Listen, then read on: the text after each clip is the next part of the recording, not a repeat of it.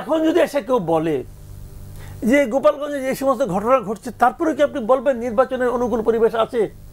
আপনি কি বলবেন? না, নাই। এই যে জবাবটা আপনার কাছ থেকে না নাই পাওয়া, এটাই ছিল মূল উদ্দেশ্য। আচ্ছা, নির্বাচনের পরিবেশ এখন নাই। দেখেন না গোপালগঞ্জে কি হচ্ছে। আমি যখন ইলেকশন দিব তখন কি আমার গোপালগঞ্জে ইলেকশন দিতে হবে না? ওখানেও তো ইলেকশন দিব। ওখানে এনসিপি মতো এরকম একটা মহান দল কোনো প্রার্থী দিতে পারবে না, এটা কি হইলো?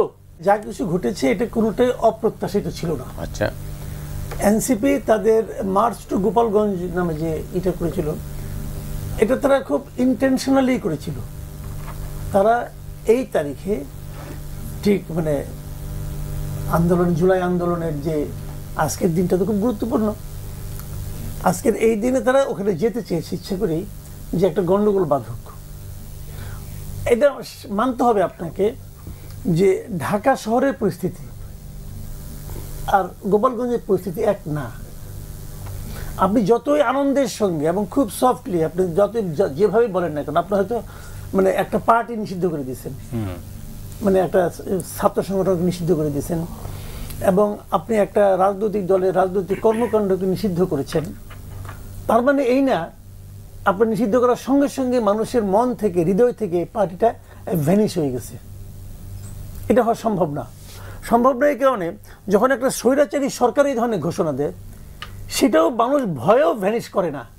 জামাতকে তো আওয়ামী লীগ নিষিদ্ধ করেছিল, জামাত কি ভ্যানিশ হয়ে গেছিল মানুষের হৃদয় থেকে? হয়নি কিন্তু। তো এটাও সেরকম হবে না। এবং এই পার্টিটার যে মূল নেতা, পার্টিটার মানে গঠনের পর থেকে আমি বলবো, সেই সমস্ত নেতৃত্ব কিন্তু গোপালগঞ্জ জেলা থেকে। গোপালগঞ্জ জেলার মানুষের হৃদয় আপনি বলতে চাচ্ছেন সবাই এখন আওয়ামী বিরোধী হয়ে গেছে। ওখানে এই এনসিপির যে লোকগুলো বিভিন্ন মিটিংয়ে যায়, যে ঠিক আছে আমি মানলাম যে গত 17 বছর শেখ হাসিনা এই দেশে একটা স্বৈরাচারী শাসন কায়েম করেছিল, তার আপনি সমালোচনা করেন, কিন্তু তারা যেভাবে অযাচিতভাবে বঙ্গবন্ধুর সমালোচনা করেন, জাতির জনক বঙ্গবন্ধুর সমালোচনা করেন, যেভাবে অপ্রয়োজনীয়, এটা প্রাসঙ্গিক না তবুও করছেন। তো এটা যখন ওইটা উনি গোপালগঞ্জে দাঁড়িয়ে করতে চাইবেন, আচ্ছা, আর গোপালগঞ্জে মানুষ তাদের ফুলের মালা দিয়ে অভ্যর্থনা জানাবে, ভাই এটা বাস্তবতা না। তারা এটা জানে, তারা জানে না তা না, তারা জানে। তারা জেনে শুনে করছে, কারণ এটা কেওয়াজ বাজানোর মূল লক্ষ্য। এবং তারা যে কারণে গিয়েছে তাদের উদ্দেশ্যটা তো ফুলফিল হয়েছে।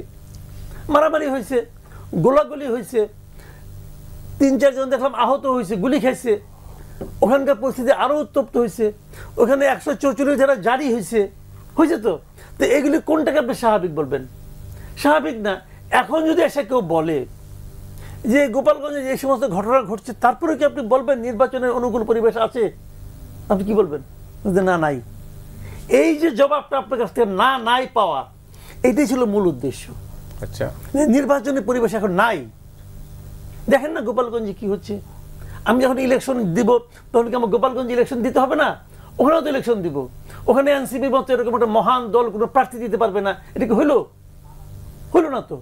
অতএব এনে বলে না যে লেভেল প্লেইং ফিল্ড নাই, অন্তত গোপালগঞ্জ তো নাই। তো এটা তো একটা এক্সকিউজ হিসেবে অসাধারণ, এবং এইটাই ক্রিয়েট করা ছিল উদ্দেশ্য বলে আমি মনে করি। আপনি বলতেছেন সাজানো? সাজানো বলছি না তো, তাহলে এটা হলো কি আপনার প্রি প্ল্যান্ড। সাজানো এক জিনিস, এটা আর কি জিনিস, মানে তারা জানতো এই ঘটনাগুলো ঘটবে, মানে যে ঘটনাগুলো ঘটেছে এটা এনসিপি ঘটায় নাই, কিন্তু পরিকল্পিত বলছেন। আমি বলছি যে এটা সম্পূর্ণভাবে পরিকল্পিত, এইভাবে যে উস্কানি দেওয়া হয়েছে, মানে ওখানে যাওয়াটাই উস্কানি। কিন্তু এই মুহূর্তে ওখানে যাওয়ার মতো বাস্তবতা তাদের ছিল না। যাওয়ার আগে তারা যে সমস্ত কথা কাহিনী বিভিন্ন জেলায় করেছে, বিভিন্ন জায়গায় বলেছে, তারা তো ওখানে যে এটাই বলবে। তো এই বলাটা স্বাভাবিকভাবে আমি মনে করি যে তারপরে যদি রাষ্ট্র, যদি সরকার যদি আগের থেকে পূর্ব পরিকল্পনা করে ওখানে ওরকম এনভায়রনমেন্ট ক্রিয়েট করার চেষ্টা করতো, তারা তো তাও করেনি।